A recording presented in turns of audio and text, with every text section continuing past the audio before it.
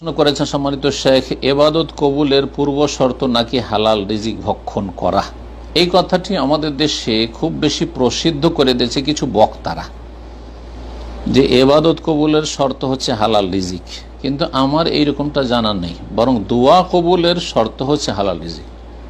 দোয়া কবুলের ক্ষেত্রে রয়েছে যে ওয়ামাত আমহু হারামুন ওয়ামালবাসু হারামুন ওয়ামাশরাবহু হারামুন ওয়াগুযিয়া বিল হারাম ফান্না ইউস্তাজাবু লিযালিক। সহিহ মুসলিমের হাদিস, যে এক ব্যক্তি আল্লাহর কাছে খুব দোয়া করছে, একটা অংশ হাদিসটার পড়লাম সময়ের স্বল্পতার কারণে, খুব দোয়া করেছে ইয়া রব্বে ইয়া রব্বে, আর দীর্ঘ সময় ধরে সফরে আছে, সফরেও দোয়া কবুল হয়, আর জীর্ণ শীর্ণ অবস্থায় ধুলো ধূসরিত হয়ে রয়েছে, চুলগুলি বিক্ষিপ্ত হয়ে রয়েছে, অহংকার মুক্ত হয়ে রয়েছে, মানে দোয়া কবুলের অনেকগুলি লক্ষণ পাওয়া যাচ্ছে। তারপরে এই লোকের দোয়া কেন কবুল হচ্ছে না?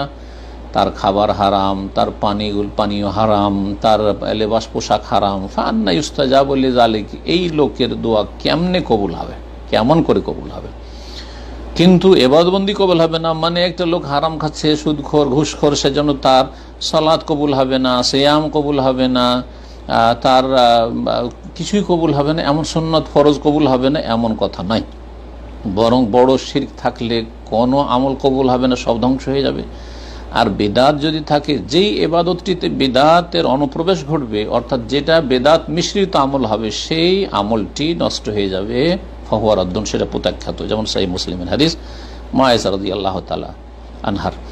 তবে যেই ব্যক্তি হালাল খায় তার দোয়া কবুল হবে, আর এবাদতের কোয়ালিটিও সুন্দর হবে। আর যে ব্যক্তি হারাম খায় তার দোয়া কবুল হবে না। এবাদত বন্দেগী ফরজটা আদায় হয়ে গেল, তার সুন্নত আদায় হয়ে গেল, সালাতে সওয়াব পেল, সিয়ামের সওয়াব পেল।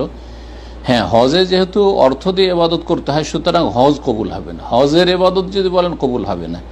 জাকাত সাদকা করছে হারাম পয়সার, চুরি করা, বেঈমানি করা পয়সা, তখন কবুল হবে না। জি, এটাও স্পষ্ট রয়েছে হাদিসে। তো আশা করি বিষয়টি এইভাবে বুঝবেন। এখন তারপরে